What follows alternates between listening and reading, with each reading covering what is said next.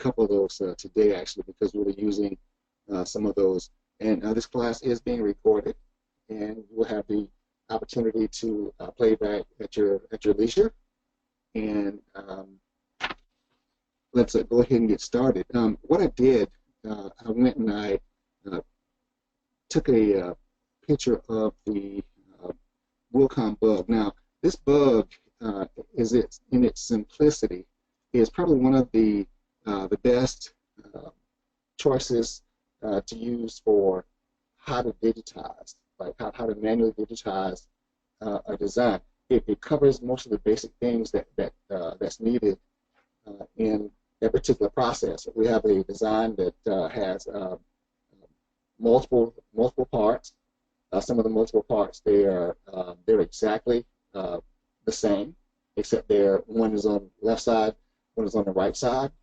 We'll talk about pathing, and I don't know, some of you may be just getting started with the digitizing. Some of you may be more advanced with the digitizing, and I'm also working on some more complex digitizing classes also that we'll begin to cover in the next month or so as well. And now this particular design looks a bit different than the last one that we did. Actually, this is the original design, and if you take a look at that, basically this is the original one. It's got more colors in it, and looking at it right off the bat actually appears to be a little bit more, for those of you who've gone through the digitizing bug classes before, this looks a bit more complex actually, because there are more colors involved in this particular design. And so we're just gonna go through this. And for those of you who are new to embroidery and you're just getting started, and you know, there's a lot of different things to learn as far as the digitizing goes, because if you send out your designs to get digitized now, actually, and if you're just curious about how to actually go in to digitize something yourself, to maybe save you some bucks. And one of the main things that we talk about in this class is going to be size of the finished embroidery that will be stitched on the garments. And that's very crucial and an important part of our process, because unless we know what the finished size of the embroidery is, it's very difficult for us to be able to go in and digitize something, making sure it's the same size, so that when you stitch this out for production, that making sure everything is what it's supposed to be, and that there are no surprises on the production floor. Okay, and we'll talk about those things as well. And I'm going to talk a little bit also about the shaping tool inside the program as well, and what those items do actually, because they're the same types that you see in CorelDRAW. And if you have those particular options, basically we'll go over some of those and stuff, and I'll show you what those can do. Right now, I don't know about you guys, but usually when I go in and I start digitizing something, I have to I like to make sure that it's in the center of the screen. Right now, this particular crosshair here is going to be the center of our screen. And if I click on the bug action, I can move it around on the screen, and I'm just left-clicking this, moving it around. It also has a center position as well that you can see on the screen here with the crosshair. That's going to be the center of my design. So you have the center of the page here, and you have the center of the design here. Now, you know, because this is the center of the design, if I start to digitize, it's not going to bother it as far as changing the center position of the design. It's just that I like to have it in the middle, and there's two ways you can do it. You can just click and drag it and drop it in the center like this, or you can navigate to your lower right part of your screen as I scroll down and navigate, and you have some numbers here. You have your XY coordinates here. You can also move this to the center by selecting the design, navigating, highlighting the X coordinates, typing in 0, and also doing the same thing for the Y. Just highlight it and type 0 and press enter. That's going to automatically move it to the center of the page. Okay, so again, I'm going to undo this. This is the center of my design here, and if I start digitizing here, it's not going to bother where that center is. It's not going to displace it, but it's just the physical aspect that I just love to have this just centered on my screen. And some of you may do the same thing, or it may not matter. That's fine, as long as you know that whether it's here or there, that center of the design, it will jump back to the center of the design if all of your positions are in place. Okay, so at this point here, so I'm going to just take this, and I like to zoom in and out by rolling my mouse roller on my little button on my mouse.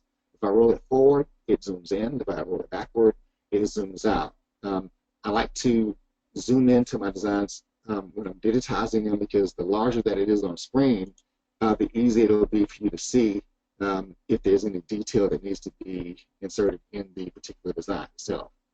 Okay. Now, right now, what the finished size of the design is going to be is we're going to make this,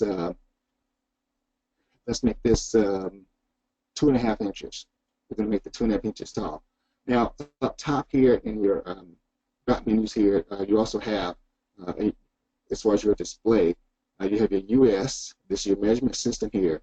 If I left click the arrow,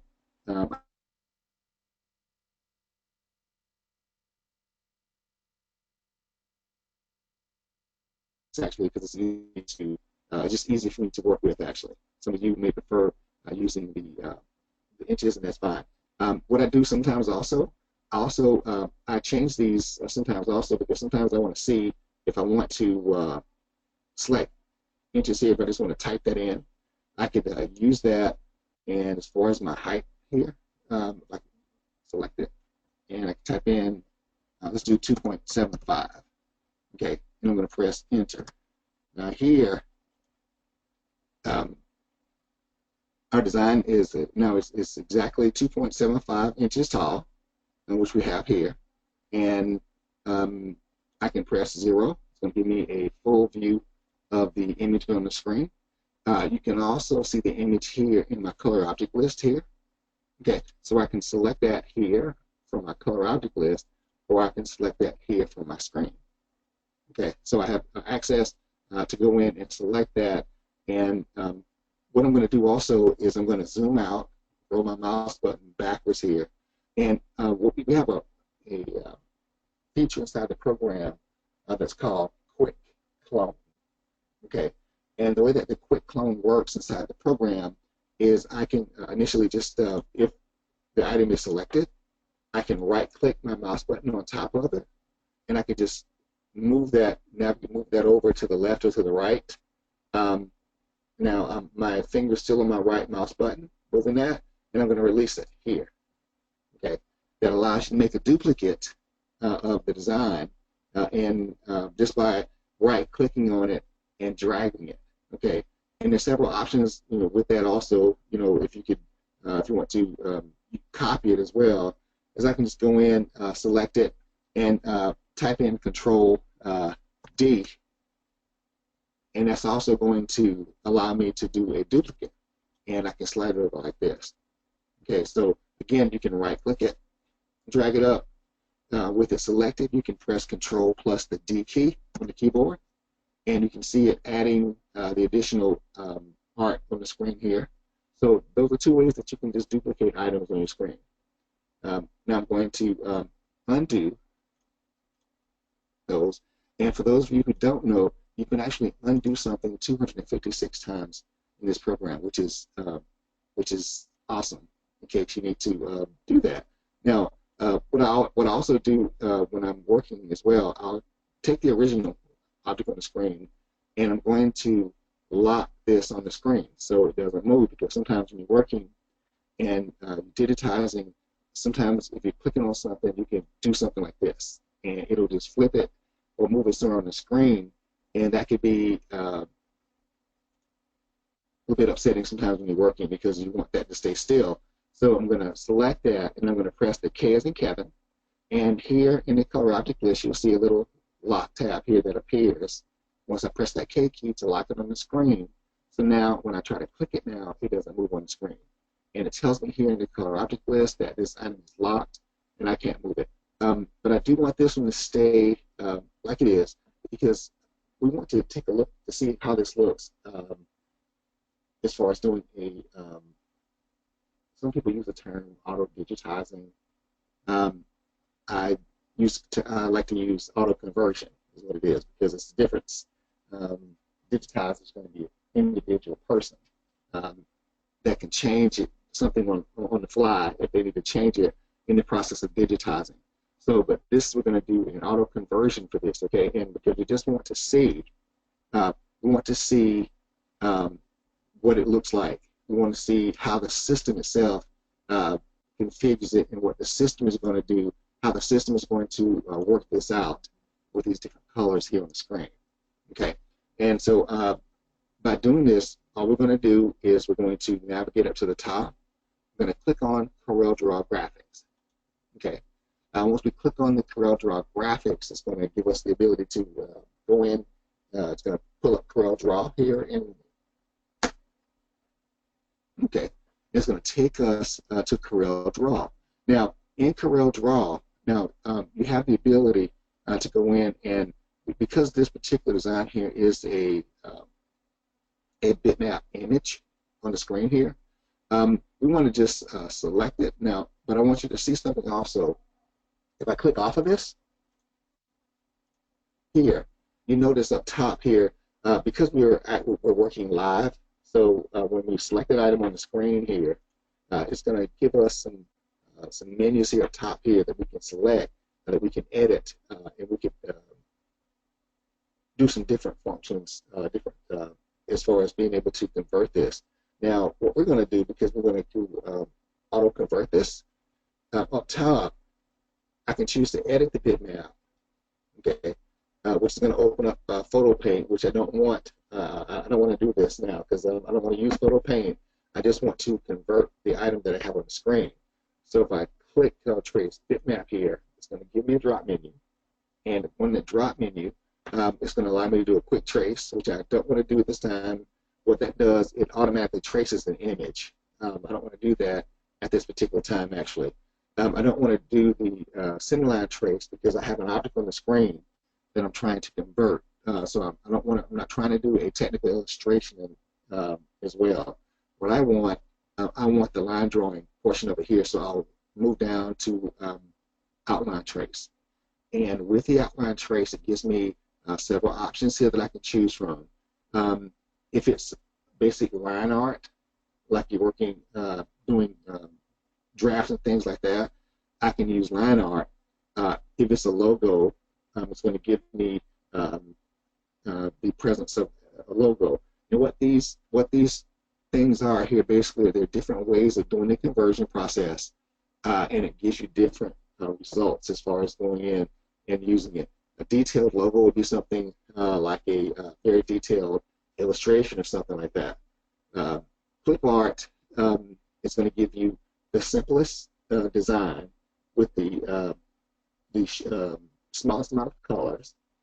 I love using the clip art because it gives me basically what I want to see from the system, so that I can work from that.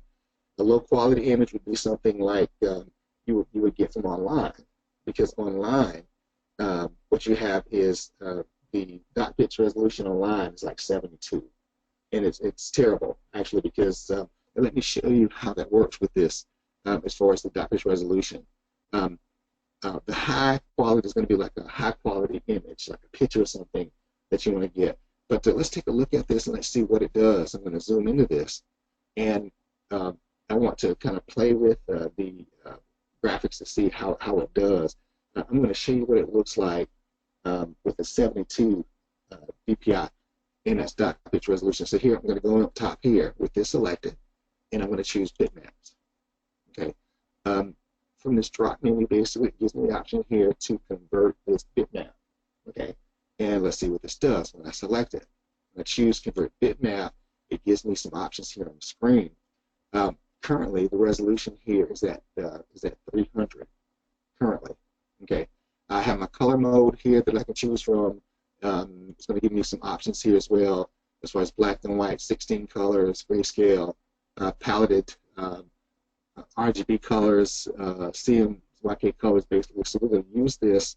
We'll leave this as it is, because all we want to do right now is we want to see what it looks like at the worst resolution, which is what you see online. And once I select the down arrow, and it gives me options here as far as the visibility of the dot pitch resolution or the DPI. Watch what happens. Look at my image now, and I want you to see what happens when I choose 72. I'm going to click OK. Okay, and so here I'm going to undo it.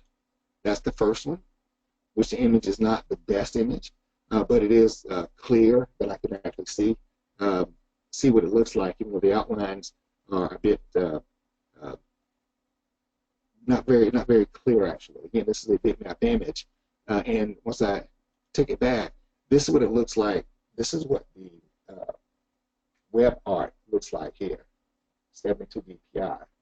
And for those of you who are just kind of getting into this, the worst, if the picture is bad in the beginning, once you do the conversion process, it's going to make it worse. Okay, and something like this is going to give me some major issues. And what this means for me as far as digitizing is this means that, James, this is going to take you longer to digitize this because you can barely see the lines on here. Okay, so I just want to show you this, just to show you what the web art looks like versus, as I go back here, what we had before. Okay, so sometimes using that or changing that dot pitch resolution to 72, it's just not going to work for you actually. And if you go online, if you bring in images from online, when you bring them in, they may come in looking like this also. So if you see this, then I just want you to know what's going on with this actually. It's a dot pitch resolution. It's not very good. It's for web art, and if I'm trying to convert items, images, it may not do me very well as far as using that in this particular incident. Okay, and if your customer, if the only thing they have is something like this for you to digitize from, then I mean it's gonna take you, whether you send it out to get it digitized, it's gonna take a little bit longer to get it done because of you can't see. Okay, the further you zoom in, you see the pixels here, and they're just going to be very, very difficult to see. Okay, and I just wanted to just share that with you. So I'm going to take this back. Okay, now as far as the conversion for this, if we take it at face value, just like it is currently, let's see what it does for us as far as us going in and doing a conversion on this. And before I get started with this, do I have any questions?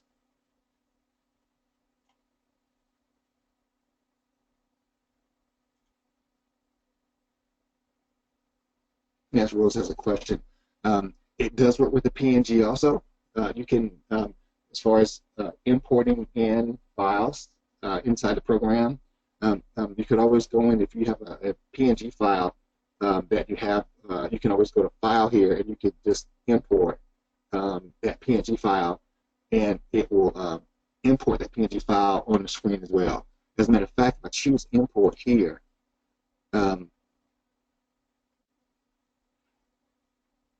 it's going to give me some options here to choose from with this. If I click the down arrow here, you have a list of all of these extensions, these file extensions here that you can choose from that will open up in CorelDRAW. So you have just quite a bit of different file types in here that you can go to, that you can bring in. And here's your PNG here actually. So you can bring those in, and it worked fine as far as bringing those in. And let's see here, I think I have another question.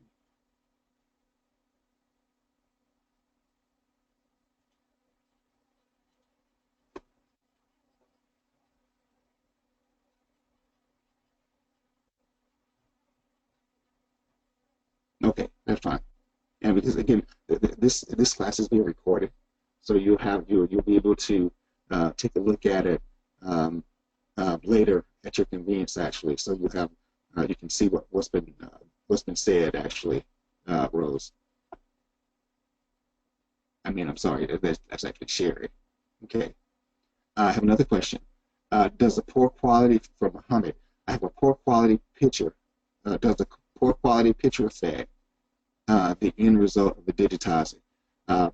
Yes, well, let's put it this way. For someone like myself, I've been digitizing since 1986, and I'm an old school digitizer when there was no automation. We had to do everything manually.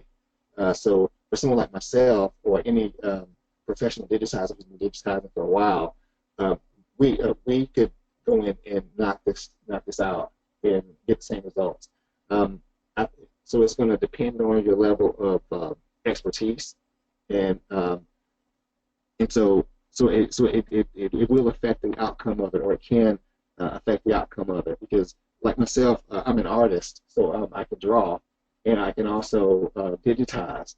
So anyone who has artistic, who can draw, whether they draw in Corel Draw, freehand drawing, or anything like that, so it definitely can affect it, But and the thing is, you just want the best art, the best image possible, because you want to be able to, when you start digitizing it, you want to be able to go in and you want to finish as quickly as possible, just like any job that you're working with. So it does, and it can have an effect on the digitizing toward the end, actually. Any more questions?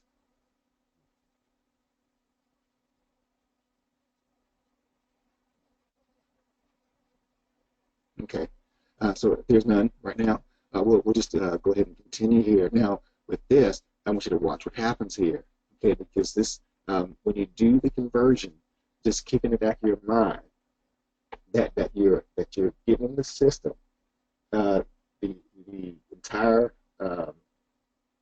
ability or control to actually go in and complete this auto conversion is what I would call it. So you want to keep that in mind. So right now, we'll use this, and with it selected, we'll go to Trace Bitmap up top, because again, with it selected, we're working live. So once I click Trace Bitmap up top, and I navigate down to Outline Trace, again, if what I prefer to use for the most part when I'm doing things like that, I want to simplify. Okay, and this is also a great tool.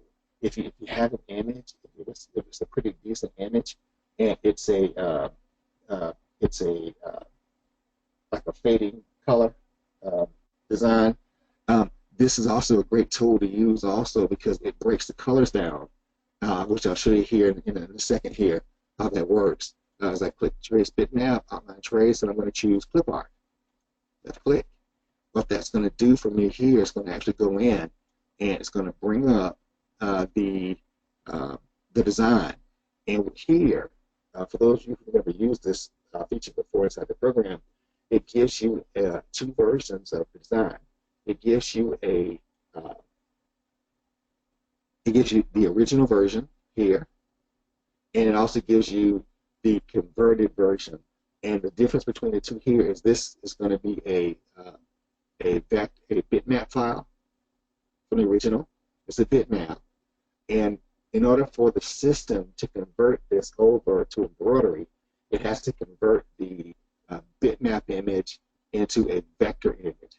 Okay, the vector is going to be it's like a pure graphic image, basically, that allows you to go in and manipulate it inside Corel Draw. That's what this does. And now this becomes from one particular image here to multiple items here on the screen, because now every item that you see here is an individual item by itself now, because of the conversion from the bitmap here to the vector. Okay. Now, and as you can see also, sometimes when you do that conversion process, the results are not, sometimes results may not be like you want them to. Now, there's some things that work perfectly fine. The images, the more simpler the images are, individual separate colors and things like that, you're going to get a better and the quality of the original artwork also. Um, so some of the it worked perfectly fine for something like this with the artwork already not the best artwork. As you can see here, it kind of made it look worse. And all the colors in themselves actually are coming out as well. And so what I said to you earlier about if you have a design that has blended colors in it, this is a great tool to use for that, just to see what the system, or see how the system converts the imagery, so that you can actually go in and you can see the colors that you have on the screen. And when you digitize those colors and stuff, you could go in. We're going to do a class on color blending, not today. It's going to be a more complex one, and I'll show you how I do the color blending inside the program actually. So we are going to do a class on that and stuff. We're working on it.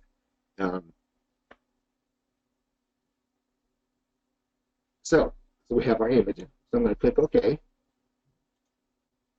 And as we can see here, that same image that we saw on the screen is the same image that we see here.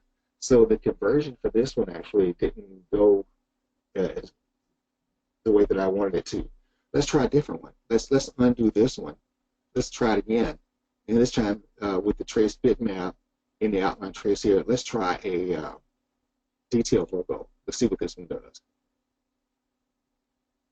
So with the detailed logo, didn't do much good there either, did it? So again, as I go through, now I can also, versus going back out onto the screen, you can also navigate up top here to the upper right, and I can choose type of image. Remember, I chose detailed logo here. I can click the down arrow, and I can choose line art. It's going to convert it. I can try logo. I can try low quality image. Or I can try high quality image, which it was not. So with the high quality image, at least it did bring in the stripes here on the back here. At least it finished them off. Okay, and then none of the other choices allowed it to actually do that. So right now I have to make a decision. Okay, and the decision that I have to make right now is which one of these am I going to go with? And I have questions.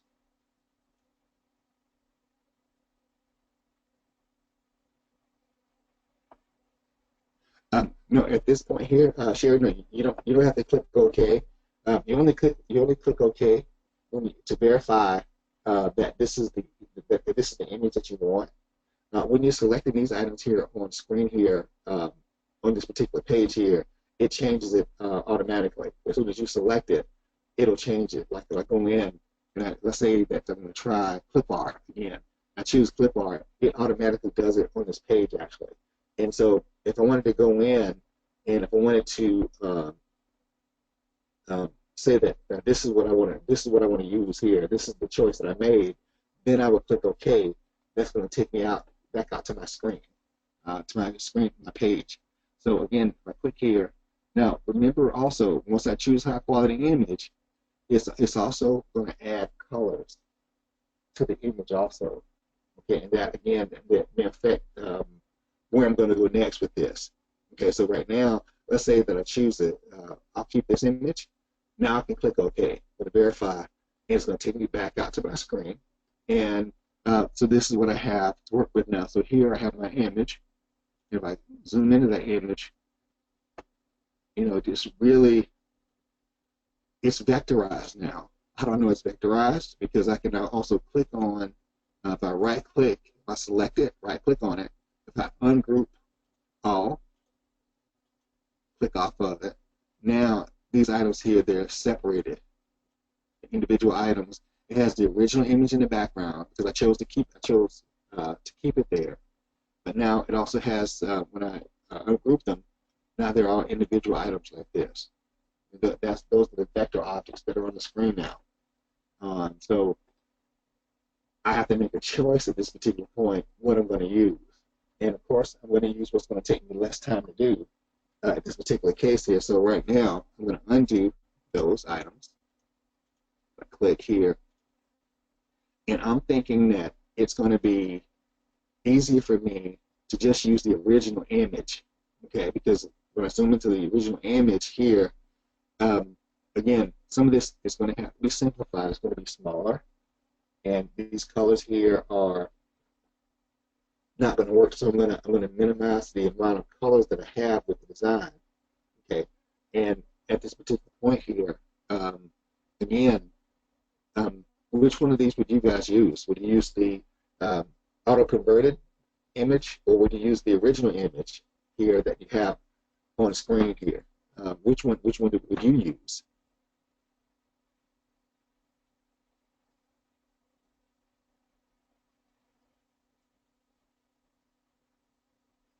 Okay, I'm getting different answers here from different people here.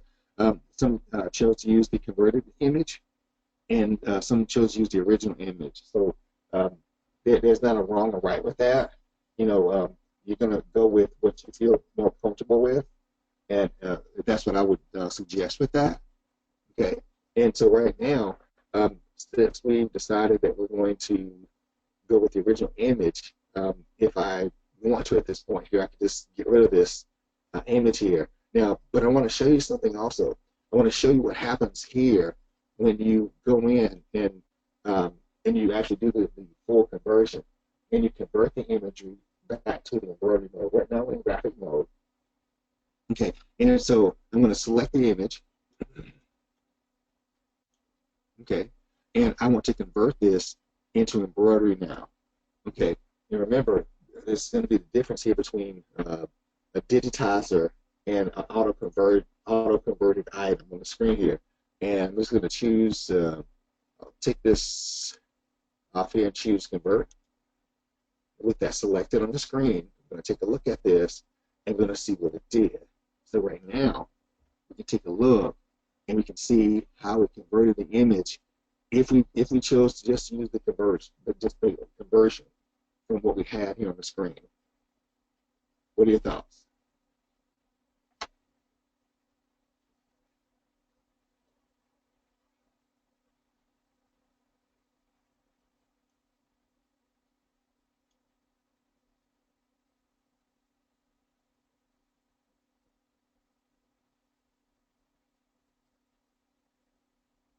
Okay.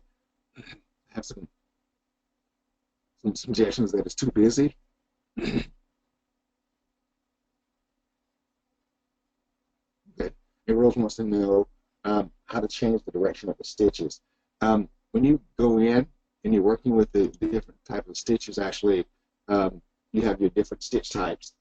And you have some stitches that are going to be satin stitches for smaller areas like this. Okay.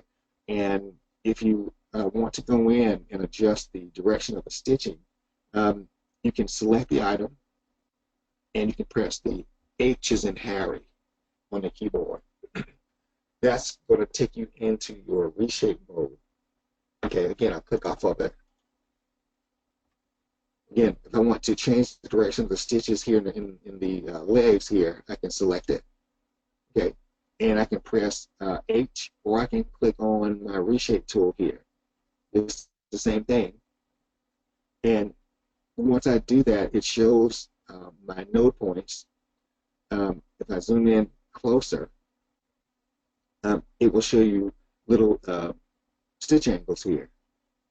By moving my cursor on top of them, it's actually showing the different angles that are being used here to stitch the leg. Now, watch what happens when I grab an angle and change it. The angle like this. This is going to allow me to go in and change the stitch direction. Okay, just like that. Again, I'll click off of it. If I want to change the stitch angle, I'll select the item. I can press H for reshape, or I can select the reshape tool here. Again, I can select the angle tool and I can change it like this. That will allow me to do that on each stitch type. Actually, I can go and I can adjust, and I can change the stitch angle for those, change the stitch direction for those. In the background here, if I were to select the green, the large area fill here, and I choose my reshape tool, also it's going to give me the different items that are in the design here, but I can actually go and change the stitch direction to also inside the imagery here. So right now, looking at this, I want you to look at two things. Okay, this looks it looks unacceptable to me. Okay, and I've got a lot of things going on in the design, and I'm going to navigate down to the lower left of my screen here. This also is telling me, you see this number here on the lower left corner? This is the current stitch count of this particular design. This design is 2 3/4 inches tall, and it's got 14,000 stitches in it. Do you think anything's wrong with that at this particular size? Is that going to work for us for production?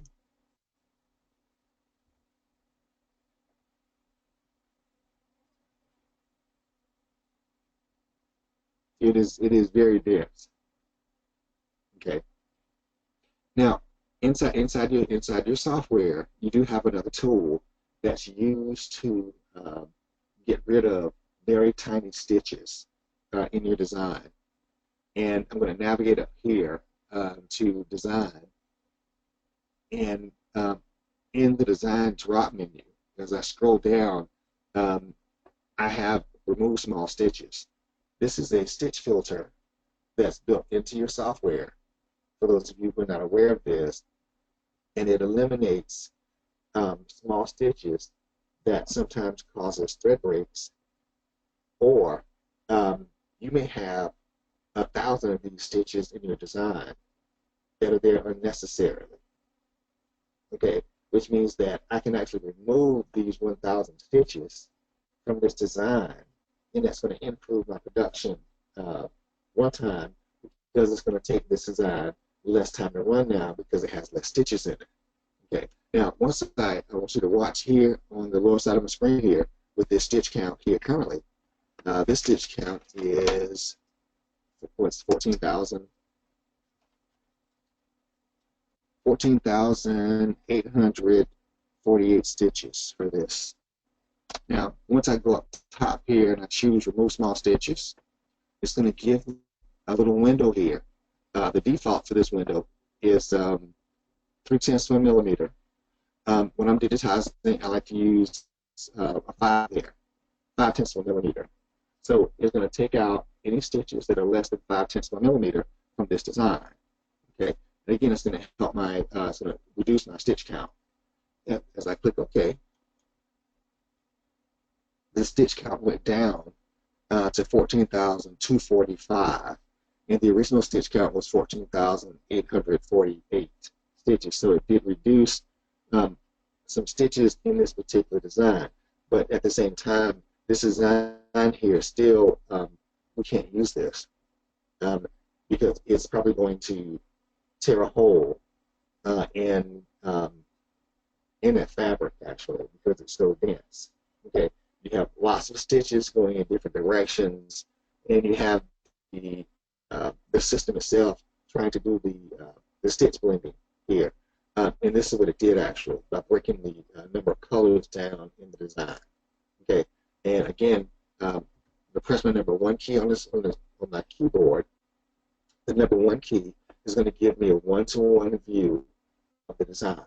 So this is the one-to-one view of the design as it is going to appear on the garment here. Okay, and I have another question.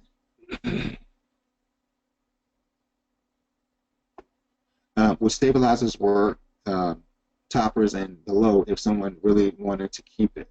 The stabilizers are going to they will definitely help, but here what I want you to consider is as I zoom into this, you have lots of tiny stitches here actually. Again, once I press my number 1 key, this is the number 1 view here of this design on the screen here. So if sometimes if the customer, if they want to keep it the way that it is, you have the option of if they really had hard set on it staying just like that. Then you have the option of sewing it out and what it's going to look like, and creating another version of it, which one that that's going to work. Okay, and showing them both versions of it just to show them what it's going to look like. Because in some instances, if the fabric is cheap, it's going to look worse, and that's a fact. So if you have some really good fabric, if that's going to help you, you can use the stabilizers and the toppers. They will help, but sometimes the design itself, if it's digitized in a way, if it's a bad digitized design, it's going to cost you. It's going to cost you production time in your run, and it's going to cost you money later on because of the time that it's going to take to run it at that particular size. And so, again, that's something to keep in mind. Okay, and so now that we have that, I want to again, I'm going to digitize this one for you here. So I'm going to show you how I would digitize this at this particular size. Again, when we talk about digitizing is an opinion. Okay, if you give it to 4 different digitizers, they may digitize it totally differently. They may use different methods in digitizing it. The end result is what's going to matter the most, because you want the less amount of stitches in it. You want the less amount of color changes in it, and you want to keep the needle on the fabric as long as possible.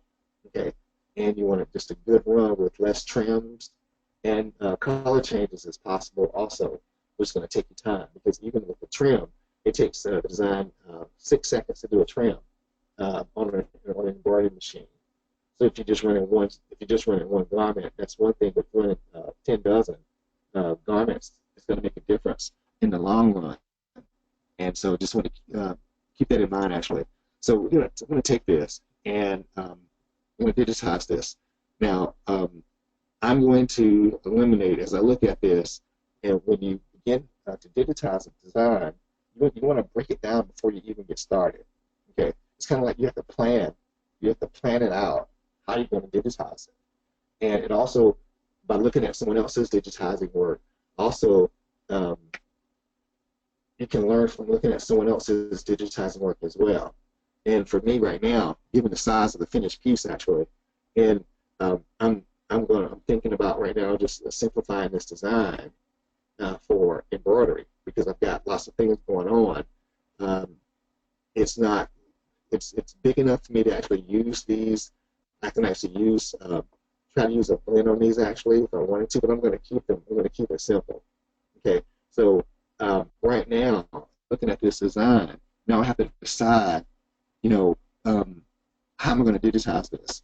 What am I going to do first? What makes sense for me to digitize first on this particular bug here? And I want you to think about this also. There are lots of things going on in this particular design. One, there's symmetry, and I love symmetry in embroidery or in any type of design work. You know why? Because if something is symmetrical, that means you don't have to digitize it twice. You can just copy and paste it. You can flip it, and that's going to save you time in the long run. Whenever you see something that's symmetrical, that's what when I see something symmetrical, I'm looking at it, I'm like, oh my gosh, it's going to be great, because I'm only going to have to digitize one side of this, and I'm going to copy and paste the rest of it over. I have questions. How do I find the order of the colors? How do you do applicate? With the order of the colors, actually, you mean basically what to, as far as the order of the colors? What I do is this, actually. I'll look at it, and I'll decide, like for this bug that we see here, actually, when you're digitizing, you're looking at this, and whether you're digitizing or not, if you have a digitizer and you're looking at their work, when you have a good digitizer, this is what happens. When you have a good digitizer, when you send you that design, when they send you that design, all you should have to do with that design is just sort out on the fabric that's going to stitch in production. And I want you to think about what I just said. Whenever you have a design and you're going to run that design in production, you have to stitch that sample out on the same fabric that's going to stitch in production or something similar to that fabric so that you don't get any surprises on the production floor. You can't stitch a sample on backing and expect that design to look the same on terry cloth. You cannot, because everything looks good on backing. You can literally spit on backing and it looks great.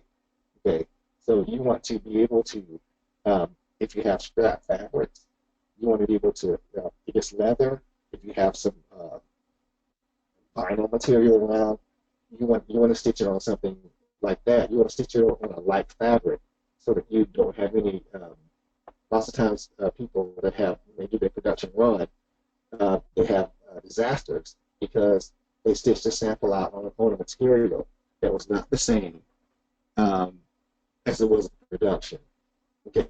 Now here, so what I'm going to do is I'm going to find my colors by going in. There's an order. Like in real life, if you're looking at this bug, literally, you're on top of this bug, looking at this bug here. The first thing I ask myself, what's on the bottom of the pile? Okay. This design here, basically, there are items here that are on the bottom that are close to the floor, and you're always going to have a background. You're going to have a middle ground, and you're going to have a foreground. Okay. I don't know if you've ever seen a gentleman by the name of he was an artist on PBS, did the joy of painting, and it was Bob something. And he would always paint these masterpieces, actually, and you used to paint the background.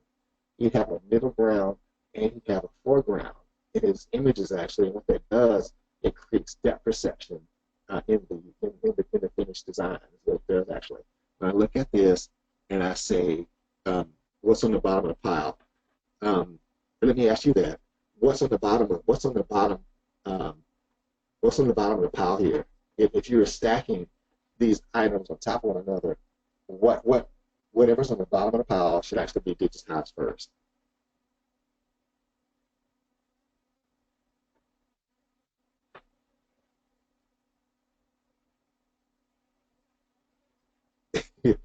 have legs first, and yeah, you're absolutely right. The legs are first. Now, something else here that's on the bottom too. The antenna here also on the bottom. Okay, or could be on the bottom, but the legs can definitely go first. And what makes this fascinating, as far as just being able to look at something, to break it down, and to be able to digitize it. What makes this fascinating is this, and you're trying to kill two birds with one stone. In other words, I'm trying to stitch. If I got one color, if I can just start that color and finish that color in one setting, without having to do a trim or color change, that's fantastic for me because the needle stays on the fabric for the entire run for that particular item here. I have these legs here actually. I can do those brown or gray. So those are going to go first. So this is what I'm going to do. I'm going to go in, and I'm looking at this, and I'm again. You have to map this out. You have to think about what you're going to do first, second, because whenever you have a plan, you have to think it out first. So I'm not going to just start digitizing before I figure out what I'm going to do first. So I'm going to do the legs. So I can start with the legs. I'm going to zoom in here. Now, with the different tools that we have inside the software to do this with, actually, we have different tools that we use, or different features inside the program that allow you to do different things with it. Some of the features they produce the same type of stitch. Okay, it's just a different way of putting the stitch in. Like for instance, right now, I have an option here with the leg. You see how thin that is? Now I'm going to press my number 1 key on the keyboard. That's going to give me my one-to-one view of the finished piece of embroidery on the garment. So I'm going to press my number 1 key now. Now look at these. Look how thin the legs are here. but look at how thick they are here. So, so it's something else to keep in mind when you're working with thin artwork. It has to be thickened up when you're doing embroidery, or it's going to sink into the fabric and disappear, like these areas here. So we'll zoom in, and I'll start that one here. Now I have a choice of using different stitch types, or to use or different ways of actually putting the stitches in. One method is to do a fusion fill. The fusion fill, I'm going to click it here, and I'm also going to put in a color here. I'll use this one. And what I'm also going to use is I want to use a satin stitch. If you look up top, okay, I have a satin setting and I have a tatami setting here. Right now, it's highlighted with the tatami. I don't want that. If I accidentally put it in there, can I change it? Sure, I can change it. But if I can just choose my satin in the beginning, use a satin stitch, and now I'm going to go in. I'm going to digitize this leg. So right at this point here, I'll start at the bottom here. Now, notice digitizing this as I go. I'm making that thick, the bad. Okay. I'm also overlapping that particular item here underneath this satin stitch here, because when it stitches out, I don't want to see a gap on the fabric. So here, I'm using my ruler on my mouse. Now, you have to, it pays to be creative here for something like this, the different ways you can do this. But I'm thinking of stitches, and I'm thinking my stitches going in this direction like this. So I'm going to go in, I'm going to make that straight, just like this. And it'll take me like this, and like this, because this makes more sense to me as being able to, as far as the size of it. If I make a mistake, if I go, oops, I can always, the digitizing process, I can press my backspace back. Okay, so as I continue with this, again, I'm trying to make this presentable, and here, here, and there, and I'm going to press enter. Okay, once I press enter, if you look at the lower side of my screen here, this information line, this tells you what's going on at that moment when you're digitizing. And right now it's saying enter point 1 on boundary 2. Inside the program here, a boundary 2 is going to be a donut hole. And because of the size of this, we don't have a donut hole here that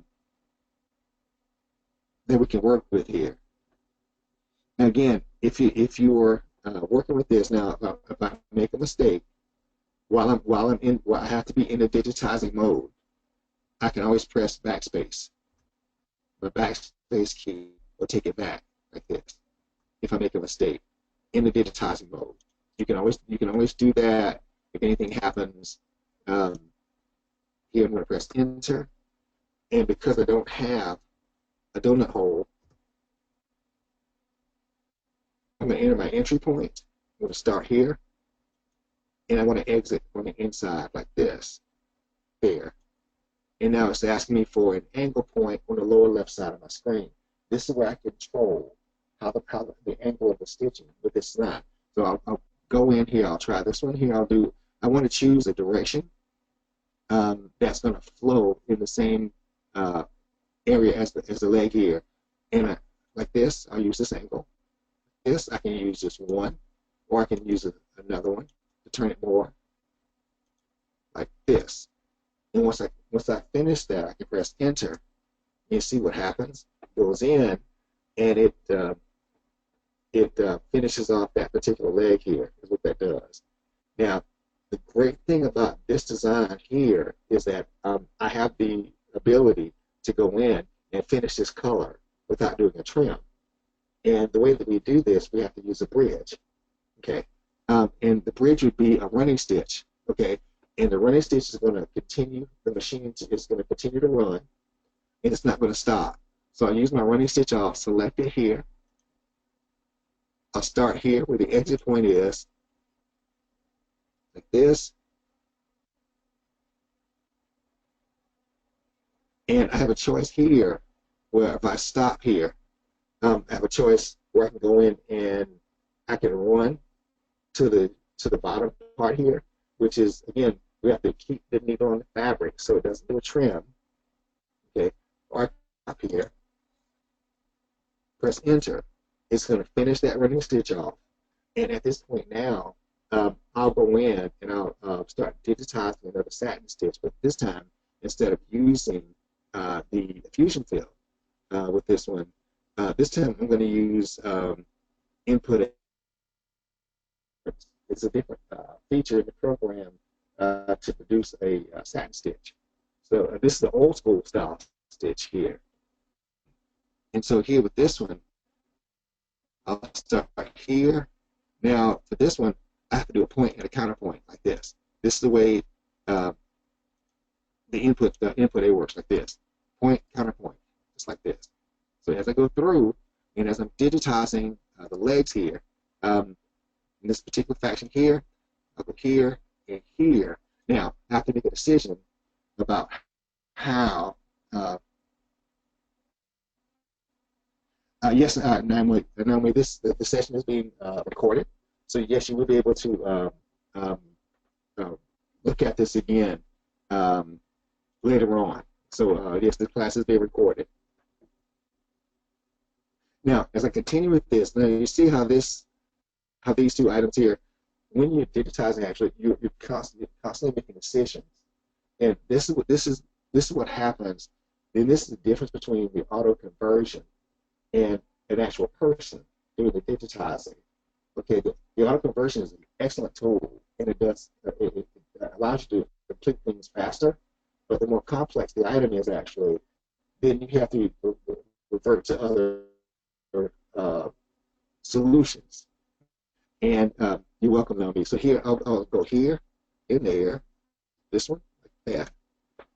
We go here and here to finish this off. Now, again, I have to do a point and a counterpoint like this. Side A, side B, side A, side B, side A, and side B. Enter. That. Same side, different method in which to use it, actually. Again, this is one of the older, old school stitch types here. And I'm going to also continue this with my running stitch. I'll start here, and I'll stop there. So now, if I go in and select that here, I want my exit point to be up top here. I don't want the exit point to be at the bottom. I want it to be at the top here, actually. So that way it's going to continue to run, and there's not going to be a trim on this particular item here. Again, trim takes 6 seconds to do a trim on a embroidery machine. So again, the last one here. Now this tool, I'll show you here, the Input B tool is a great tool. And let me show you how great this tool is here and how easier, based on the first two items that you saw me digitize. Here, I go in, this one works this way. I go in this, make things a little bit thicker, like this. Notice how I'm going to the outside. It's going to make it thicker. Again, this is being stitched on the garment. So when the stitches go in the garment, they're going to suck in. And so I have to make these thick enough in order to not just suck into the fabric. Now once I do side A for the input B, I press enter. It allows me to go back to the beginning on the other side and do it this way. Okay, just like this. Just like this. As I go in, this, here, I'm going to press enter. And that's what it does. Okay, so it goes in and it finishes this off. Now, what if I want to go further with this? What if I want to change the stitch angle for this? While I'm still in digitizing mode, and I press H as in, you see the node points here? With the input B, these stitches and the angles are based on the first two stitches and the last two stitches, like this. But it does not come with the stitch angle for these, actually. Now the So I can input my own stitch angles in here. So if I want to add a stitch angle to this particular situation, I can press and hold down my control key on my keyboard. Watch what happens when my cursor moves on top of the outline. See that little angle tool there? It only works with the cursor on top of the outline, like this. This is my angle tool. If I want to add an angle, I left click. Boom, just like this. I add an angle, and I can change that angle like this. Okay, I can press my control key down, again, click the outline, and I can do the same thing for this one. I can add a stitch angle here and here. And I can turn that stitch angle like this, controlling stitch angle on the machine, which is really great because, yeah, if you can control the stitch angle, you can really activate some really cool special effects inside the program as well. So this is what I have here. I have the legs on this side of my bug that they completed. And remember what I told you about, I love when things are the same. I love symmetry. Okay. Now with symmetry, I don't have to digitize these legs twice, but I do need a running stitch. I need a connector. I need a bridge from this last leg here to where I started here on the bottom. So I'll choose my running stitch as I run down to the bottom here like this.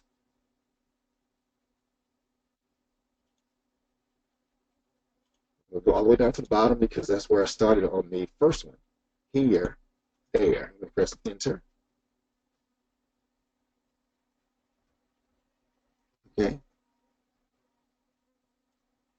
And I'm moving my exit point here because I think I must have turned something off here, and which is great because I can show you how to go in and you have a feature inside your program called closest joint connection, and it helps out with your digitizer because it automatically moves the exit point to the closest position, avoiding any trims if those stitches are close enough. And so I'm going to right click here up top, and I'm going to go into my options here. And as you can see, my closest joint here is turned off. That's why I had to move the exit point to where I wanted it to be. But watch what happens now. I'm going to turn this back on. Click OK.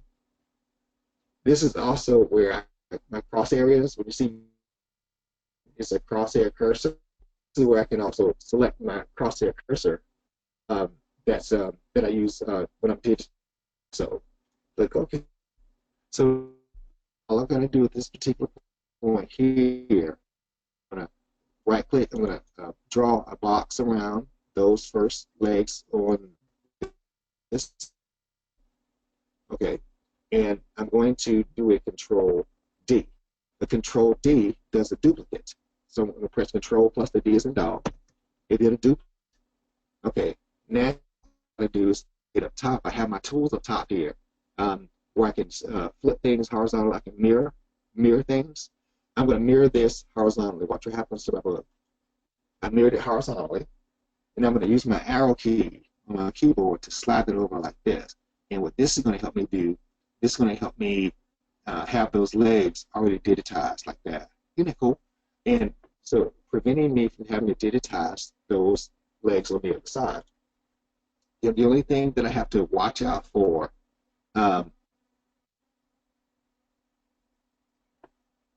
you have to ask a question about which application would I use to digitize the legs with.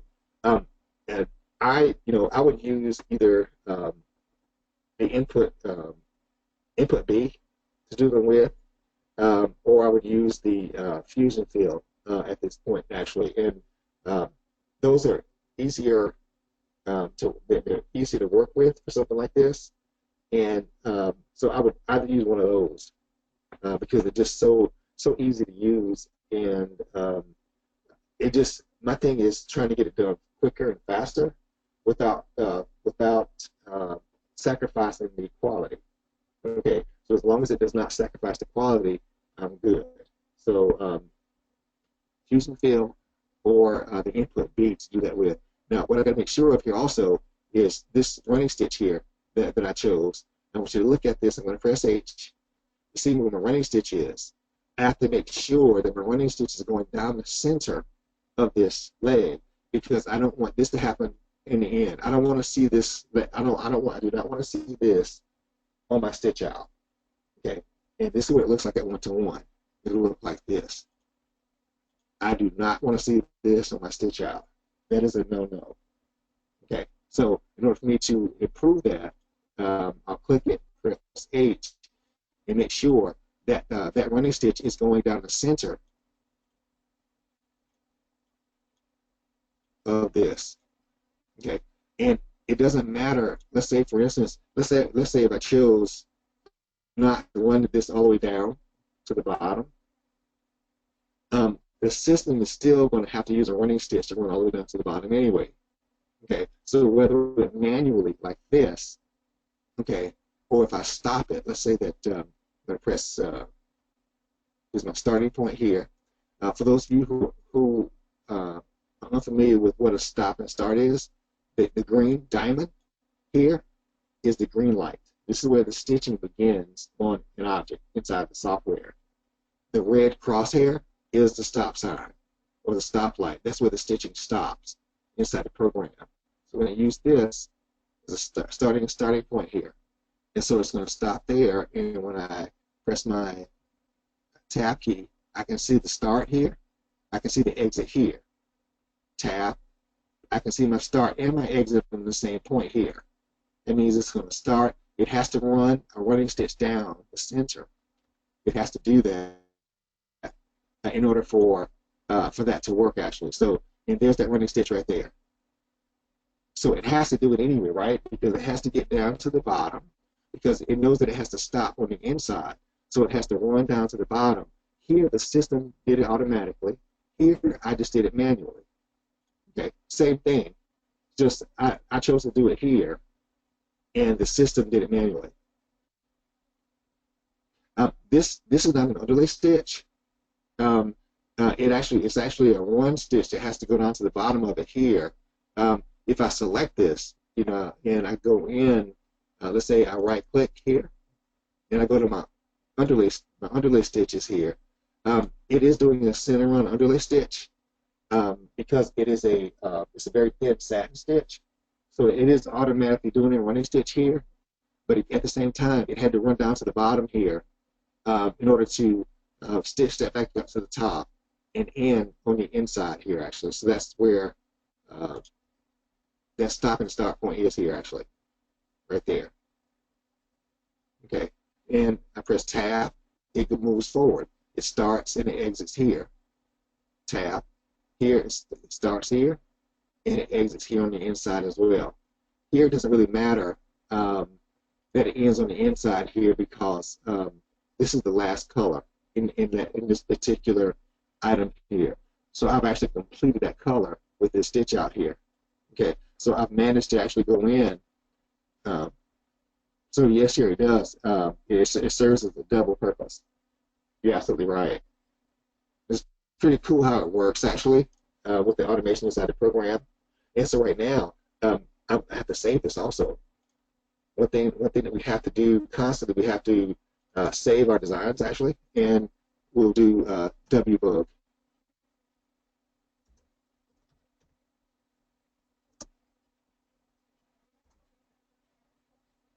We'll do wbug 19 November 2016. What about that? And save to my desktop. All right. So now I completed that one. The next on my list is I want to go in. I want to knock these out here too, because these are also can be underneath the bug as well, the antenna. And so all I'm going to do is I'm going to go in and choose a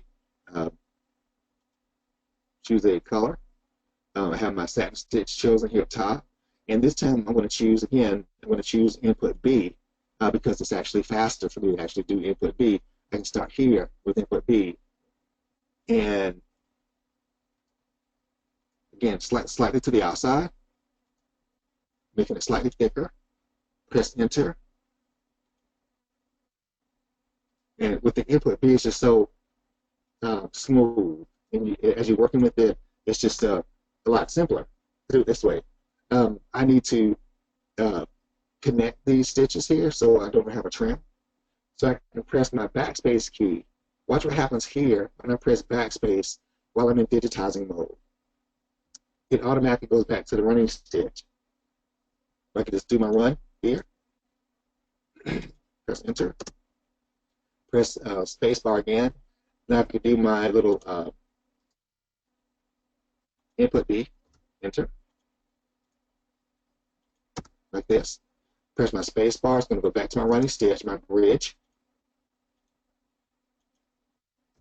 Yep. And space bar again takes me back to my input B. Enter. Same thing applies here. Space bar goes back here. And here is I digitize this one again, slightly to the inside because it's so thin. Space bar takes me, oh, I'm sorry, enter key. It takes me back to the beginning where I go in and I do this, press enter. That. Now, what's next on my list is as I go in, is I have my compound eyes here. And what I could do here is I can actually go in and continue the stitching process because it's the same color. And because it's the same color, I should not have a trim in it actually. So here, and I have a choice here. Some of you creative people, I can do 2 eyes or I can do 1, and that's just totally up to you. And for me, basically, I'm going to go in. It's a larger item, and so what I'll use for this one is I'll use the complex fill. As I choose complex fill here on the bottom, and complex fill up top here as well for the atomic stitch. So I want to start digitizing. I'll start here, like that. Just going to go around like this. Notice how I go underneath because I want the stitch to hide underneath this satin stitch that's going to stitch on top. So I'm going to make sure that I go center of that particular stitch like this because I want to hide it. I don't want it to be seen after I'm done with this actually. I'm going to press enter. And I'll do a stitch angle like this. That's my stitch angle. And now at this point here, if I want to be, I can copy this. Let's see if I copy it and duplicate it. Control D. And I'm going to flip it again horizontally. Slide it over here. Let's see if I can do that. But I got to be sure. I'm going to press S to hide the stitches. I'm going to navigate up top here. I want to show the bitmap, but I want to hide the bitmap. You see the overlap? That's what I have to be. That's what I have to be careful of. So at this particular point here, with this one, I can use the first one like this, and I can use my reshape tool, and I could minimize this by taking it down like this.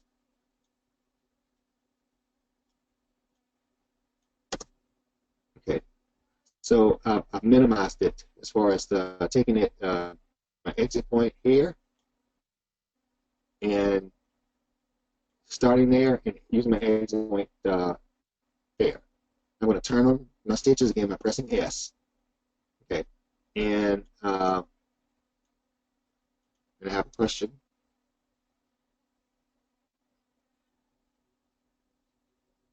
The question is, why wouldn't I delete the overlap? I could have deleted it. I did have that choice to delete it. At this particular point here, it was just a judgment call on my part actually, and just keep in mind actually that anybody that digitizes it, give it 3 different people, they'll probably do it 3 different ways actually. The end result is going to be what the most important thing is that you get the same quality in the end. But you definitely can go in. You have the ability inside the program to go in and do that with it. And so I'm going to press S. I'm going to bring this back like this. And so here I have my compound eyes. This is what it looks like. If I press number 1, it looks like that. Okay, so again, if you look at both of these, actually, look at this one and look at this one, they look totally different actually. Because here you have the one color.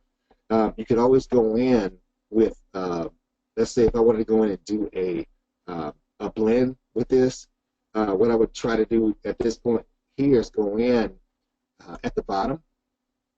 Now let me show you with using the vector tools here. I would click on the ellipse tool here, and I will go in and I'm going to do a circle. So I'll left click, pull it out like this, and press enter. I'm going to select it, okay, and I'm going to fill it in, the fusion fill, where it has an entry point and an exit point, and it has a stitch angle. The stitch angle is going to be the same angle as my fill in the background, like this. Okay, except it would be a different color, like this. Now, this, what I would do, because it's a kind of a highlight, what I would do here basically is I would have to go into my fills in my object properties, and I want to go in and, because that's very tiny, I want to change it to a satin stitch here. And the default that I have in my system here is at 80%. I want to increase that to maybe like 100. You see what happens as I increase it? You see how the stitches get looser? And I don't want an underlay stitch. So there's no underlay. I would uncheck the underlay stitch here, because the underlay stitch will just kill it. It will kill the effect of it actually. So now I have a satin stitch here that's stitching in the same direction as the fill. And what's going to happen on the garment is this this white fill is going to blend in with the green, and it's going to look like it's intertwined because I loosen the density of it. So if I press my number 1 key to show you 1 to 1, it's going to look like this, and I can even go in and make this even wider to open it up some more. So this is actually going to blend in inside this green fill, giving it the highlighted look. So it would look like, just like this. Okay. Not exactly the same as this one, but as far as the effect of it, because of the size of the finished embroidery, it does a better job. Okay, you still have your highlight here, and so it's going to look great on the finished embroidery. So again, just keeping those things in mind as far as, can I use a highlight if it's large enough to do a highlight. If I do a highlight, I can't use an underlay stitch because you would actually see it underneath it. Let's say if I go in and I chose that underlay stitch there, I do it up underneath that, that would definitely make a difference on the finished piece, because you would see that on the finished garment, and it would look more like a dot. Okay, so I'm going to uncheck that. You don't want the underlay stitch. You want to make sure that the stitches, that they start on one side and they end on the opposite side. You don't want to come back on the same side, because it's going to add a running stitch underneath it. So all we're trying to do here is do a highlight. So that's just sharing this with you how I would do the highlight for this actually. I'll delete that later on. I'll click save here. Okay. I have a question. Okay, loosening white. This is what I did actually. I'm going to undo it. Take it back to its original. Okay, that's the original stitch. I would call this a full stitch because it's like a dot. Now, if I left this like it is here, at 1 to 1, this would be like you would have the green fill on the bottom, and this would be like a dot on top of it, and it would be kind of thick on this area here because it's a full stitch. Now, in order for me to make this a blending stitch, more of a blending fill here, and it's important to know if you're going to blend a stitch, it has to be in the same stitch direction as the stitch underneath it. Okay, that way it actually uh, intertwines with it. And I'm going to go in to my fills, and I'm going to change it to a pattern stitch. And right now the auto spacing here is on 80. I'm going to take this up to like 130, like this. And what I also do not want, I don't want to, there should be no underlay stitch under this actually, because the whole purpose of this highlight is to, it's going to blend in with the stitches on the bottom. So I'm going to click on my underlay stitch, and I'm going to take any underlays, and I want it to be flush. Start on one side, no underlay stitches. Blend in with the green on the, and it won't be sitting on top of the stitch. It actually blend it to Tommy's stitch is what's going to happen. Okay, so that's how that works with this one. Now, and for this one, I'm going to delete this later. Okay, I'll leave it right there for now.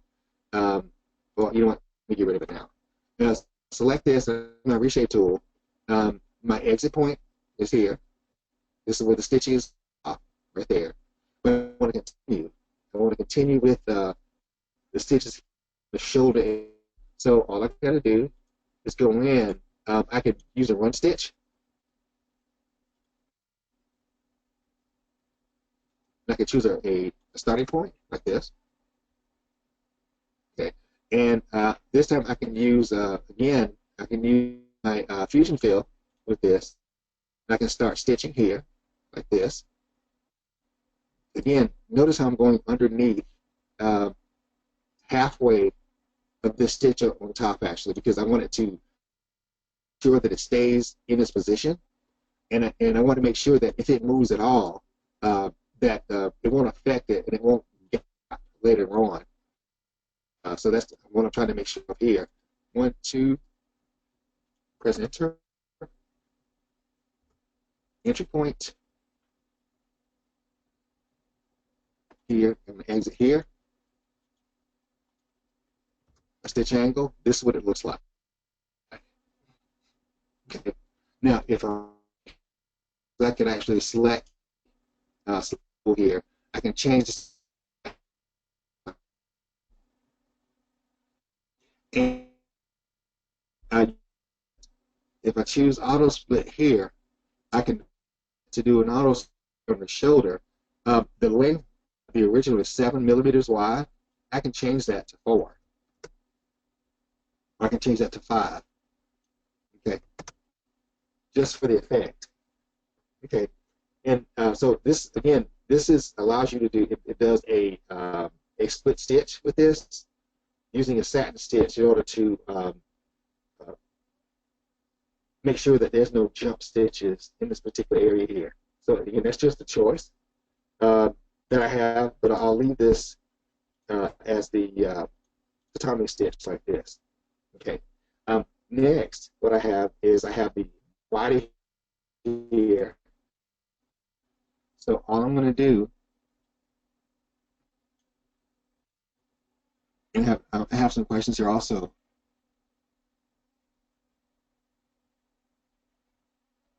How do I know which tool to use? Couldn't the head of the bug and the body be digitized as one piece? Yes, it can, and that's a great question. And let me show you why I separated them. Again, I'm going to press the number 1 key. This is the Finalizing here.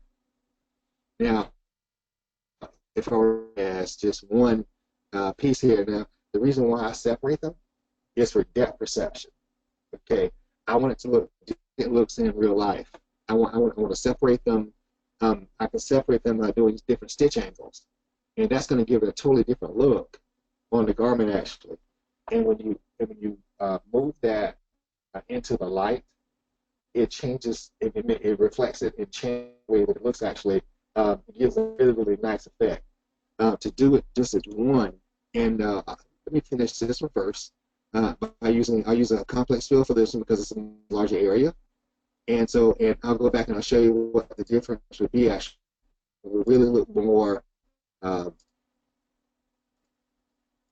just much more separated actually, because of the effect actually and the outcome of it. And again, in real life, it would be, you would have a different effect. It would be separate items actually. Here, you go in, stitch angle like this. This is what it looks like. Okay, so I have different angles of stitching here with this that I can use. And what I do also is I can go in and I can select the fill.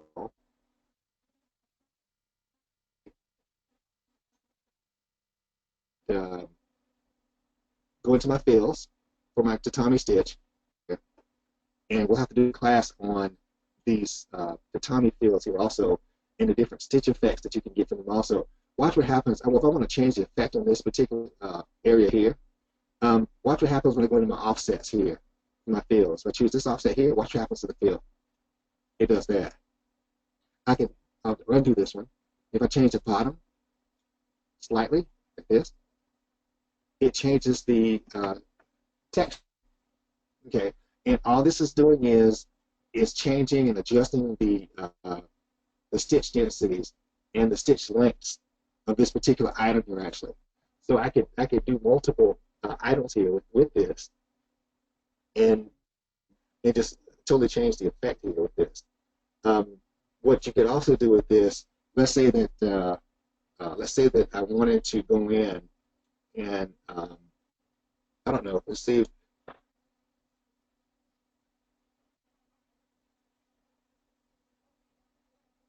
Let's say I want to pull a different design like this. Okay, and let's say I'm going to grab that 3. I'm going to right click on it. I'm going to copy it, minimize it, go back to my design, and let's say I'm going to paste that design here. What I could also do is this. I could right click on this one. I can say make these properties current,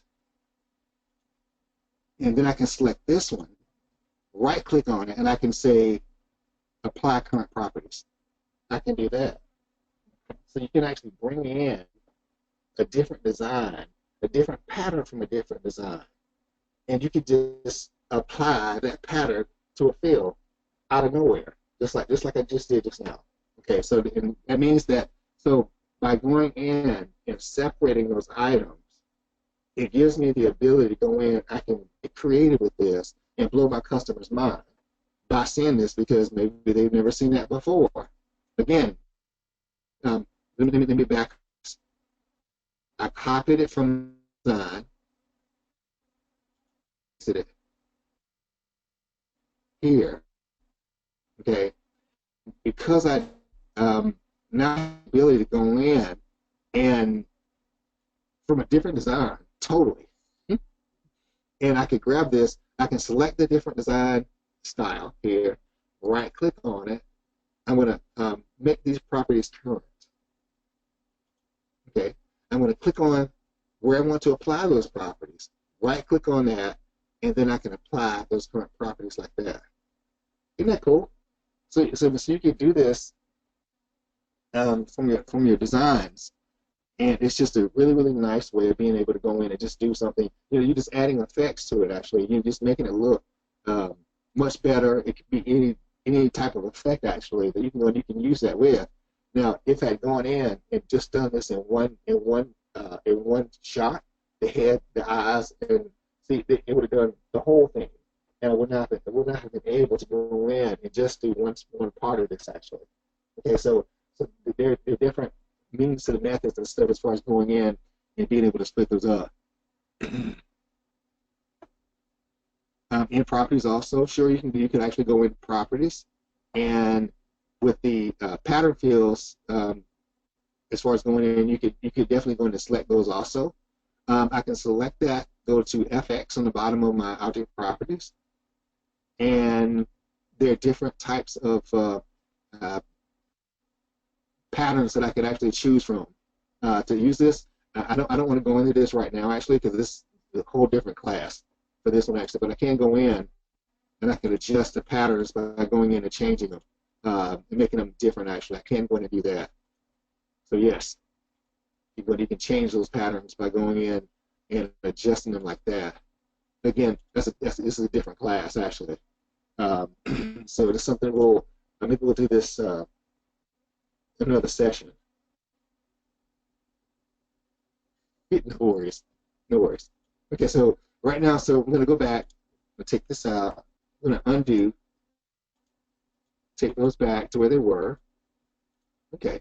Now, so as we continue with this now, so now we've done the background here. So next on our list, actually, we got all the green completed now. And next on the list, actually, is what we have the lines on the back of the book here. We have these. So now we've got to do these. So how do we do these without doing a trim? Of course, we'll have to do one of these and walk underneath the satin stitch that's going to be on top. Okay, so that means that we'll have to go in. Let's choose this. I'll choose the different color here. And because it's a very simple shape, I'll use input B because it's such a very simple shape. So here, let's go here, there. I'm going to stop this slightly underneath where the satin stitch is going to stitch on top. I'm going to press enter. I'll start this last one here. Just following the outline, just like this. And I'm going to finish that off here. Press enter. This is what it looks like. Okay, that's what it looks like. I'm going to press S to hide the stitching. And I'm going to use a run. I'm going to run over to the next one like this. Like this. Press my space bar. It's going to take me back to my stitch here. As I scroll down, press enter.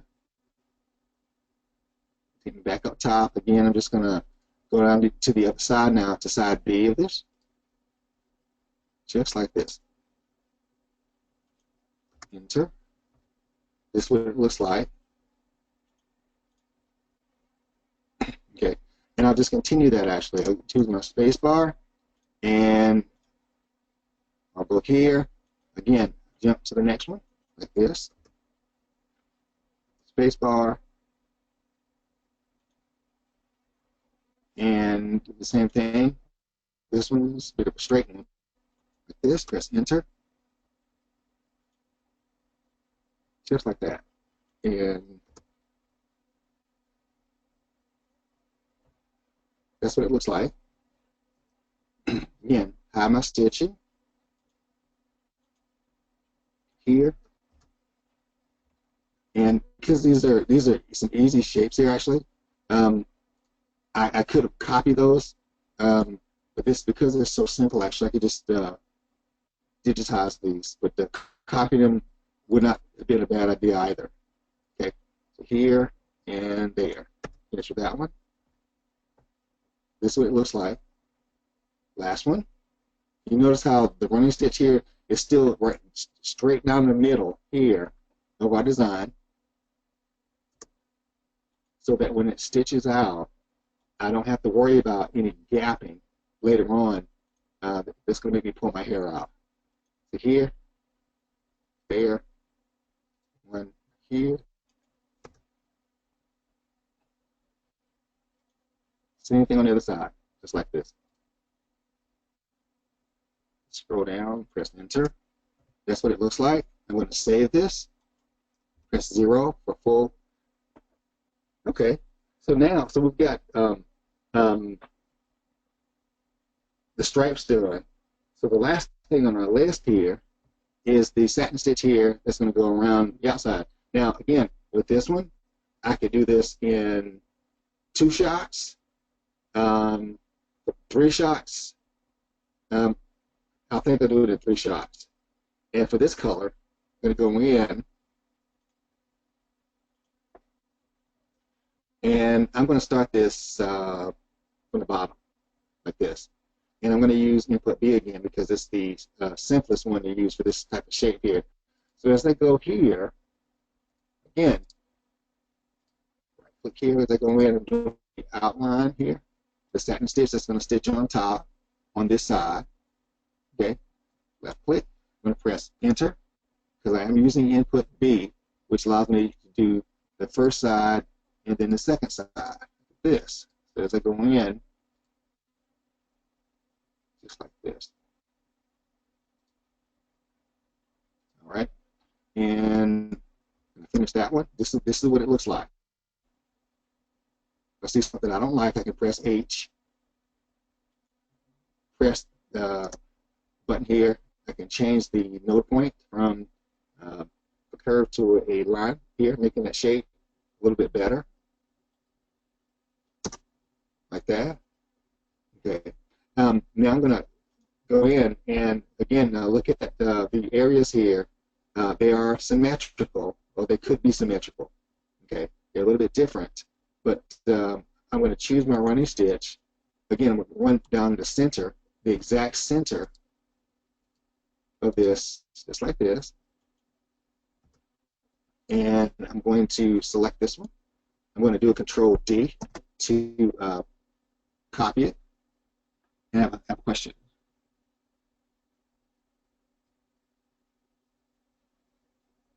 Am I using the roller on my mouse to resize the images? Yes, I am. I'm moving it forward. If I move it forward, it zooms in. If I move it backward, it zooms out. And so, yeah, so I'm moving using my little mouse roller button here. I copy that. I'm going to do a mirror of that. I did a Control D, and let's see if it fits.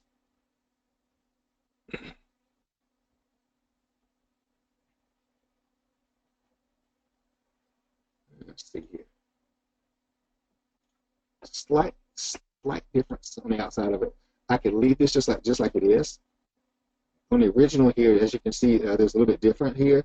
Now it depends actually. You could do this exactly like it is here, or you can use the method which I use actually, because it slide it over a little bit like that.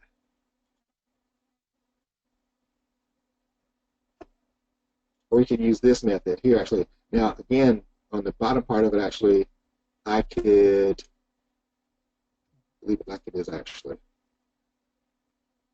But I have to make sure that you see, because I was able to move it over a little bit, you see how the background fill here.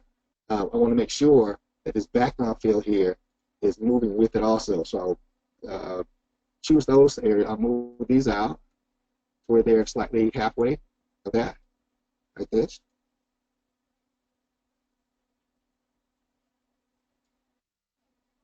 Like that. And so the exit point here is on the top. I'm going to finish this off now by going in using Fusion Fill. The reason why I'm using Fusion Fill here is because it's going to let me do an outside. Remember earlier when it asked me for boundary point number 1? This time it's going to ask me for a boundary point that I'm going to actually give it, because we do have a hole in the fill. So I'll start here with this. I'm going to go around the outline like this. Okay, just notice I'm going around the outline just like this here.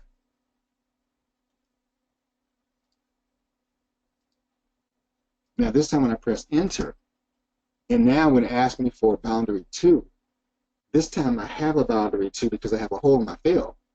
So this time I'll go to the inside now, do the hole in my fill, just like this. Let's go in, enter, and enter. Here's my entry point. Here's my exit point. Now I'm going to control the stitch angle by going in and putting in my own stitch angles like this. I do this by the hands of the clock. Okay, 6 o'clock here. Press enter. This is what it looks like. if I need to make any adjustments with this, if I need to, I can select one side over here. I can actually slide this out a little bit.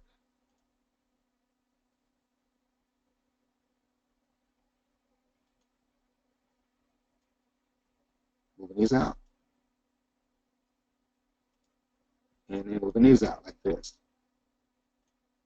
So my starting point and my exit point.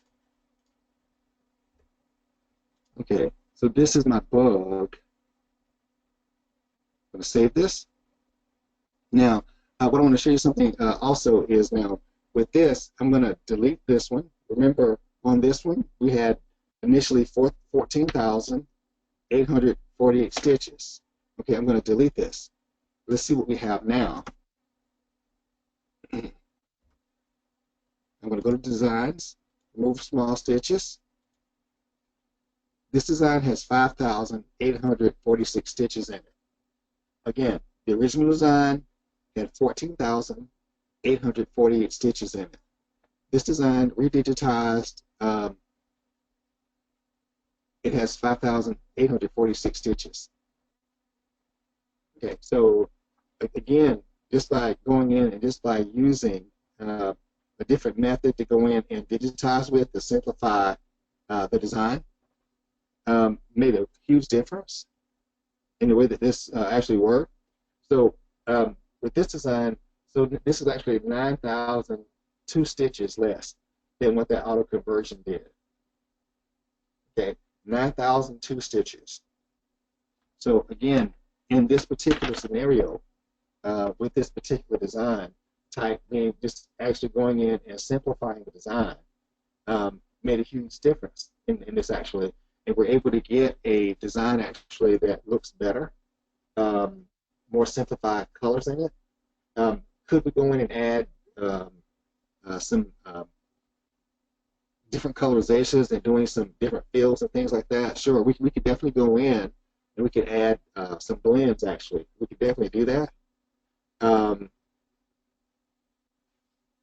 But here, I just wanted to just show you actually how I would go in and actually treat this particular design, just to give you a different perspective. Do I have any questions?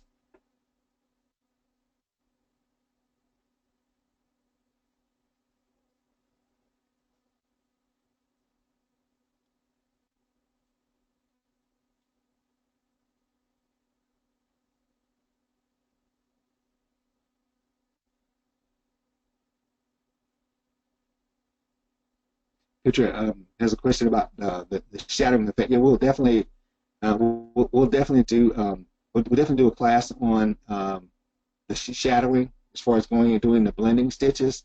It's a bit more complex and a bit more time consuming, and but we'll definitely I'll set up a class that we will specifically deal with just that.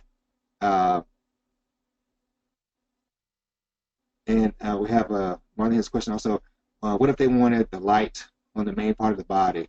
Well, we can definitely, we can always go in and we could do a fill actually with that actually. Now with this one, what I would try first, I would go in and I would use a ellipse tool like this. Sure. I would select that and choose a complex fill for that, and forget what the angle was on the original here. Let's check the angle on the original one. And that angle is a 16-degree angle. So with this one, it would have to be a 16-degree angle. Let's see.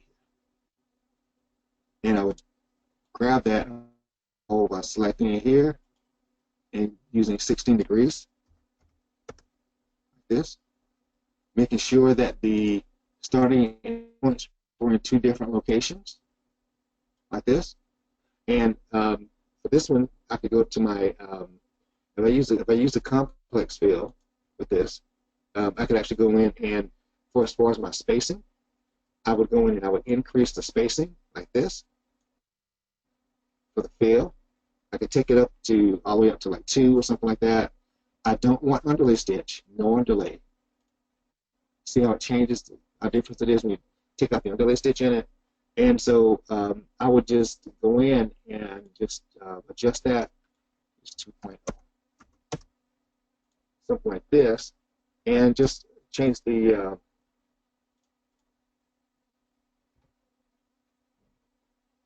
course I'd have to move that to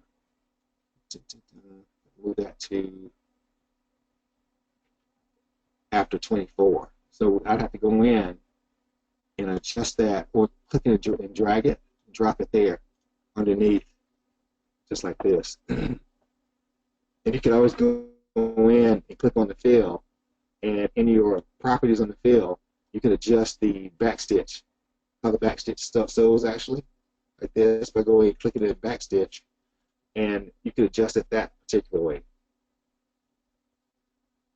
using a complex fill. But the best way is to highlight it and just choose a different stitch, a lighter stitch type for it, and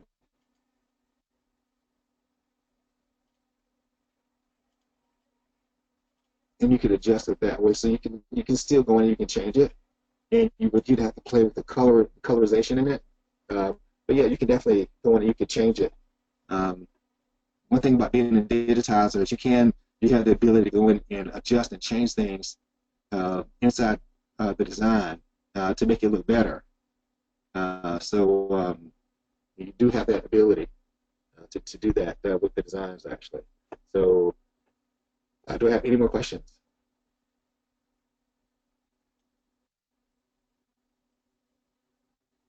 And I know that we've done this class before. We use a different method. We use a different different method the last time we did the class actually. But here, as you can see and stuff, kind of a different way of looking at it with the design and stuff. And this time, the difference was we used a different design. We used different coloring with this particular design. I showed you what it looks like with the auto conversion using what we had with no modifications at all, and what we could do with the design as far as adjusting and changing it to get it to work, and just to simplify it. So that's what we did with this particular class actually. So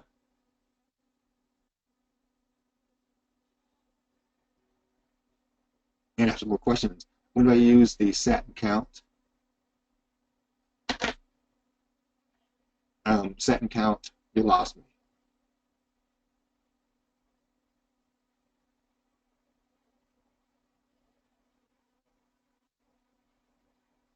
So Marlene, you mentioned the set and count.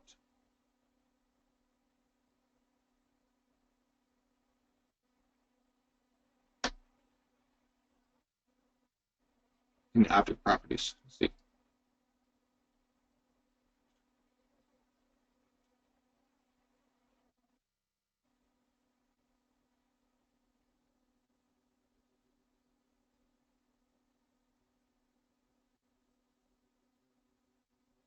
Oh, that set and count.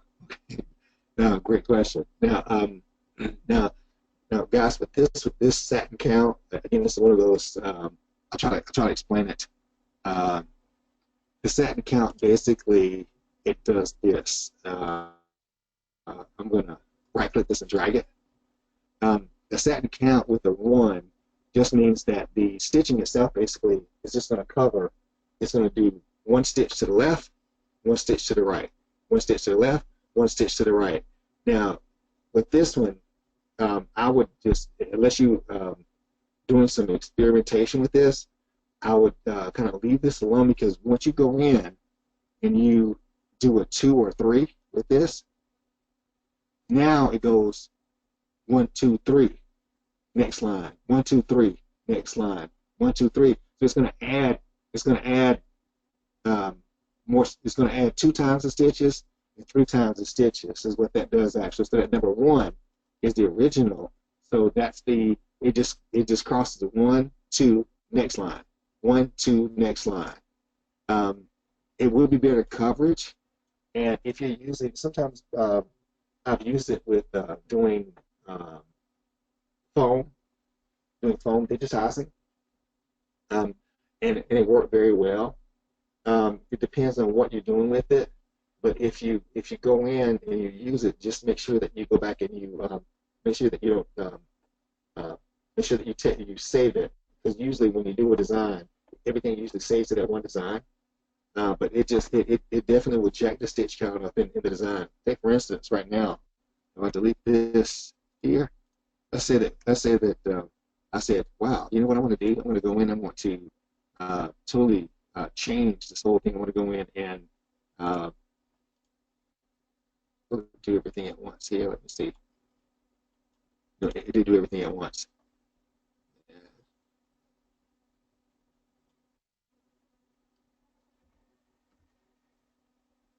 No, let me do it everything at once, because everything, probably because I'm grabbing some running stitches too here also, so it won't let me do it. So yeah, what it does do, it doubles and triples the amount of stitches that are in the design.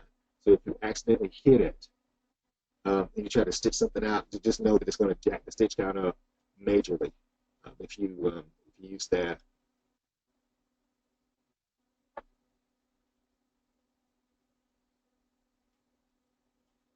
And let's have some questions.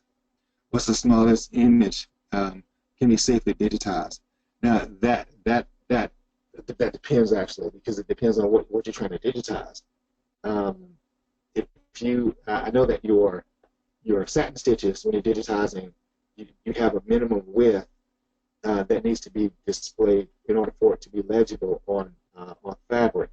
Okay, what I mean by that is this: if I choose the input C here, and I put the input C on the screen here, and do my width for that. The minimum width for a column is going to be 1.2 millimeters wide. So that means that in metrics, 1.2 is going to be a minimum width for it to be legible on fabric. Actually, I'm talking about just regular fabric that you're working with. So it just depends on what the image is. Actually, it depends if let's take a look at the Polo logo on their shirts and things. Is very, very tiny. Very small stitches.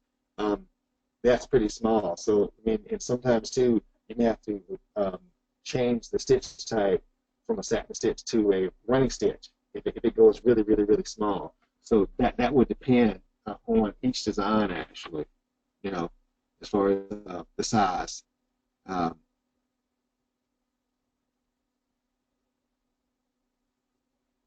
And micro threads. Micro threads help. Micro threads. Sherry, what do you mean by micro threads? You mean the larger, the thicker threads that they use for flags and things like that?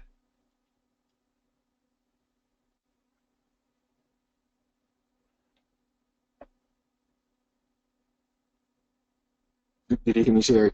With the micro threads, you mean the thicker threads, like the you have your 40s size thread, which is the normal size thread, and of course the smaller that you get, the thicker the thread is. That would the yeah, for the smaller letters, yes. Mm-hmm.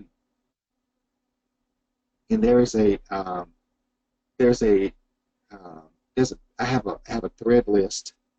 I have a thread list that I'll send you guys for the best types of thread to use on different garments actually. But if you're doing small lettering, the thinner thread is definitely going to because a thinner thread is definitely going to work and stuff. I can't remember what the number of it was off the top of my head. But what I'll do, I'll send you the list of my thread charts, and that may help you with anything that you have, or just more information about what to use and stuff, and what fabrics certain threads work better with actually. So I'll send you that list. Okay. Do I have any more questions?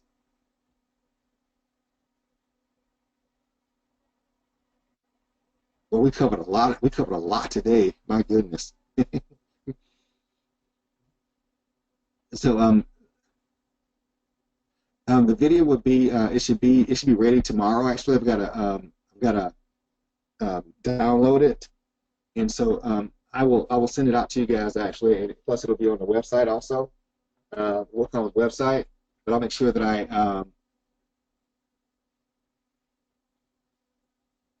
I'll send it out to you guys.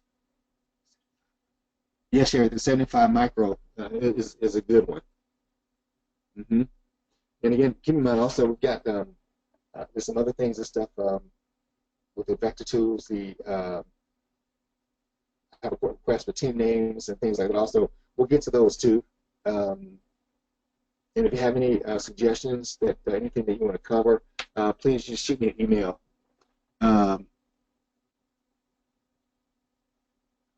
Yes, Naomi, you can have anyone. Those classes, the previous classes, they should be on WorldCom's website. If they're not, just let me know. Stuff and I can send you, put the videos up that you can look at them, the previous videos. I'll be glad to do that. And again, if you have any questions, anything that you want me to cover, to go over, because if you have questions, there's no doubt there's someone else who have the same questions. And just here's my information. If you want to contact me, anything that I can help with, actually, just let me know. Be glad to help. And I want to thank you so much for your time today. And do I have any more questions before we sign off? It's my pleasure, Jackie. Okay. Well, guys, again, thank you so much. Thank you, guys. Thank you so much for your time today. And again, my name is James Timmons. If you have any questions, please, you have my email address here. Just shoot me an email. I just love teaching these classes because it's so it helps me just by listening to your questions and things like that. And thank you so much for. And there are no silly questions. Just please don't be shy. You can always ask. And I have a question from best connectors to use on different types. Now with connectors, I think I have one for connectors. I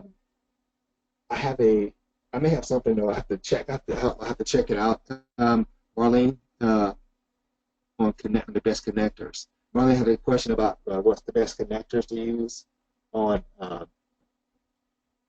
the designs actually, and I know the ones that I use for mine actually they just depend. But I'll check and see if I have something. I should have something for the connectors. I think I remember. It's been a while since I've looked at it, but I'll take a look, Marlene. Again, thank you guys so much for your time today. Enjoy the rest of your day, and look forward to having the next class. Auto conversion to embroidery. Oscar has a question.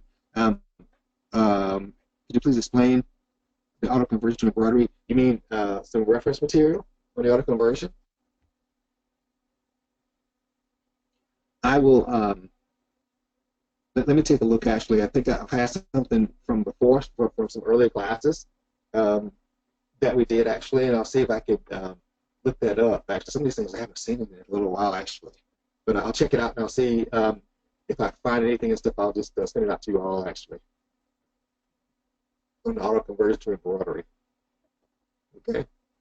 All right. You guys, you have a great day and happy digitizing, and we'll meet again, and thank you so much for your time. Have a great day, and enjoy your holiday. Thank you. Goodbye. And thank you.